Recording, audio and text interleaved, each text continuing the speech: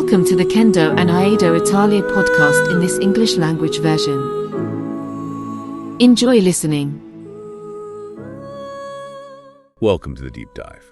Today, we're really digging deep into the world of Iaido, drawing and cutting with a Japanese sword. Right, and our source material, it's based on decades of teaching from top masters, and it kicks off with something pretty surprising. Yeah, a confession almost. Yeah. That for years, even really dedicated folks believed in, well, a kind of lie.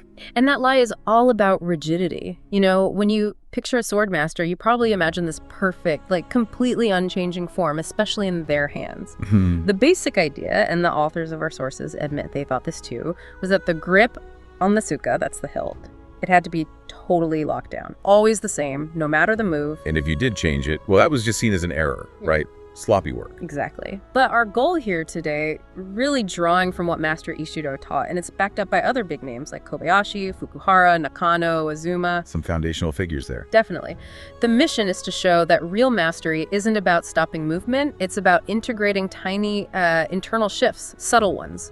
It's that difference between something just looking right versus actually functioning right, like static versus dynamic. Precisely. But we need to be super clear up front. For a beginner, that rigid rule, it's absolutely vital. Right. They learn one specific grip, the Kirite, and they have to stick to it, really focus on it for, well, maybe the first few years. You can't learn to flow until you're stable first. Right, makes sense. But that stability, it's just the starting point, isn't it? It is, because once you get past that intermediate stage, holding on too tight, too rigidly, that actually starts to hold you back. So it becomes a liability. Exactly. For the advanced practitioner, the sword is actually supposed to move a little within the hands. Naturally, it has to shift subtly depending on what you're actually doing. And being able to let that happen and instantly apply the correct tenuchi, that specific grip pressure we'll talk about, that's what the masters see as the real sign of, maturity and deep practice. Okay, let's unpack this then. Starting with that foundation, the Kirite, because everyone begins there. Right. 1. Kirioroshi note, or Kirite, literally translates to the cutting hand. And you said, even though it's basic, it's actually really hard. Oh, incredibly so. The sources really hammer this home. A beginner might think, okay, just hold the sword. But during a powerful downward cut, a Kirioroshi, there's a huge amount of torque on your wrists. I can imagine. And if that grip isn't quite right, or if you squeeze too hard too soon or too late, the blade just wobbles. It goes off plane. And that means a bad cut or missing entirely. So the real struggle isn't just brute strength. It sounds like it's about timing, precision, and this tenuchi thing. We hear that term a lot. Yeah, and just calling it grip strength doesn't really do it justice. It's way more technical. How so? Tenuchi is about that momentary, very precise, instantaneous squeeze, usually focused around the pinky and ring fingers on both hands. And crucially, it's applied only at the exact moment the blade should be passing through the target. Only at that moment. Exactly. Before that instant and right after, the hands need to be relatively relaxed. If a beginner just white knuckles it the whole time, They'd lock everything up. Shoulders, arms. totally. It kills the speed, messes up the blade path. No good. So for years, you're learning to hold lightly, accelerate with power, and then, bam, apply that focus force just for microseconds. Okay. Now, once you've really got that baseline, then you can start talking about letting the sword move. Which brings us to grip number 2. Yes. 2. Chiburi note, also called Tomete. This means the stopping hand, and it's purely about function, safety, and efficiency. And this is used during the Chiburi. That's the movement to shake the blood off the blade, right? Correct. Now, think about the hand position. For Tomete, the hand shifts slightly more inward on the hilt, on the tsuka. More inward. Okay, why? What does that do? Think about the physics. A Chiburi is usually a quick, controlled flick or rotation, but it has to stop dead, very abruptly, in a specific locked position, often near the hip. Wait, hang on. Shifting inward. Wouldn't a really firm standard grip be better for stopping something fast? Like maximum leverage? Intuitively, you'd think so, but the Kirite grip is optimized for the downward cuts leverage.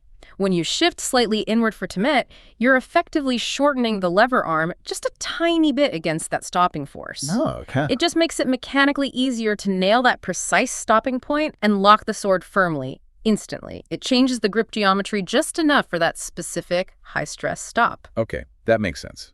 The grip adapts to make the technique work better, safer. But here's the tricky part you mentioned earlier, the transition. Yes.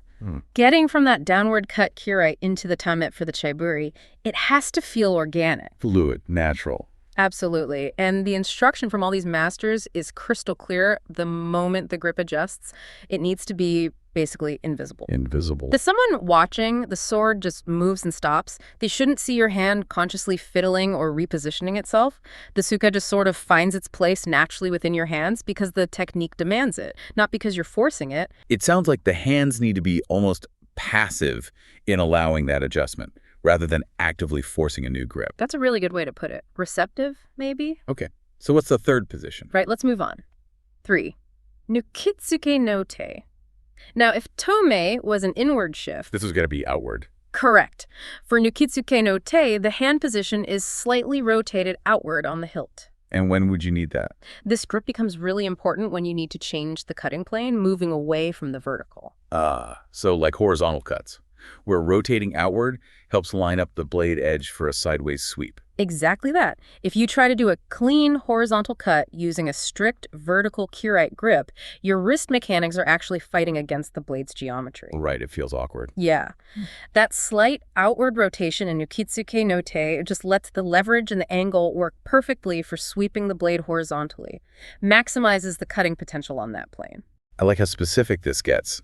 Our notes mention Master Azuma at a seminar back in May 2019 in Modena actually pinpointed this grip for thrusts too. Yes, absolutely. Azuma-sensei was very specific.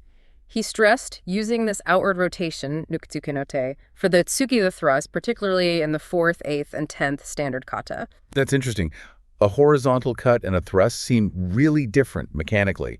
Why use the same outward rotation for a thrust? Cutting needs alignment, thrusting needs straightness. It seems counterintuitive, right?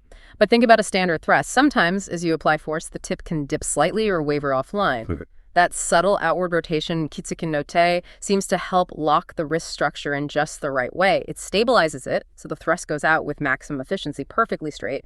A better penetration vector, essentially. The masters figured out the physics demanded that little tweak. Wow, okay, so we have the standard Kirite, the inward Tomete for stopping, and the outward Nukitsuke no te for horizontal sweeps and these specific thrusts. 3 distinct needs, 3 subtle adjustments. And the core principle running through the last 2 is... The movement has to be unseen, natural, invisible. Exactly. The requirement for Nukitsuke no te is just like Tomete. The shift happens inside the hands, naturally, and shouldn't be obvious to an observer. Which brings us to the really crucial bit. What makes this possible? The quality of the hands themselves you mentioned earlier, this idea of working softly, morbido. That sounds like the opposite of what you'd want when cutting something tough. It really does sound like a paradox, doesn't it? How can you be soft enough to let the hilt pivot maybe just a couple of millimeters inside your grip, yet also be capable of that instantaneous, bone-jarring tenuchi, that precise crush needed for a powerful cut? You're asking for the hands to be both receptive and incredibly strong, like at the same time. It exactly. Morbido doesn't mean weak or floppy. It means receptive, relaxed, yet connected.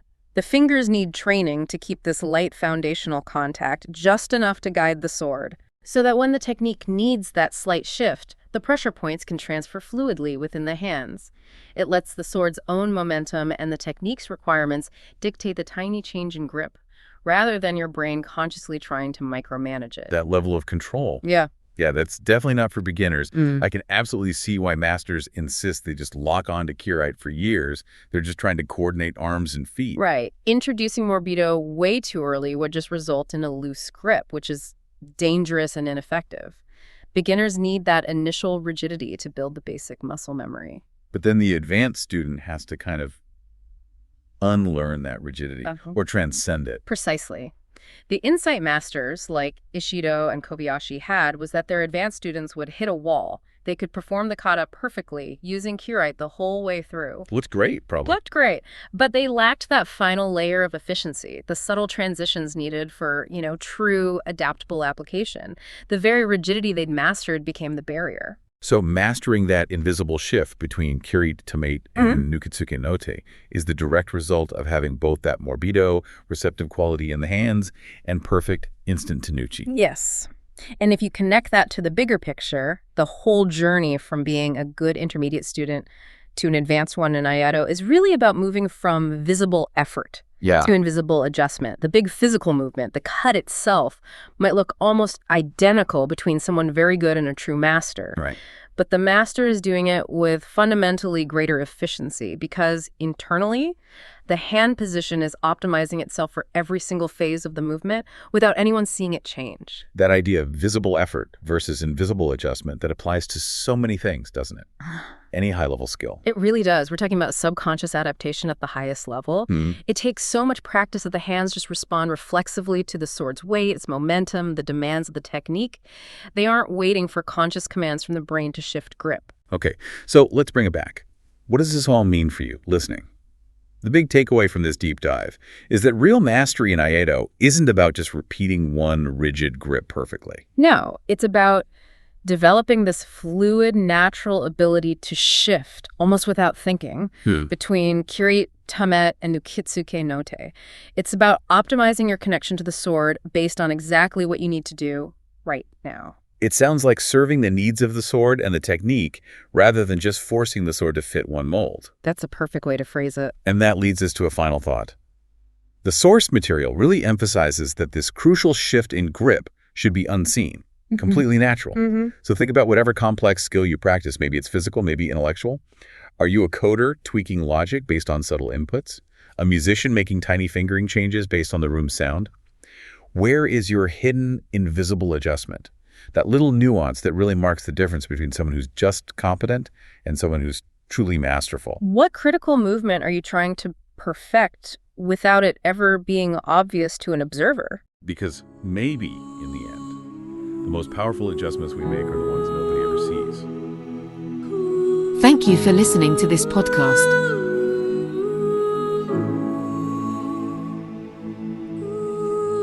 Kendo Iaido Italia, il podcast.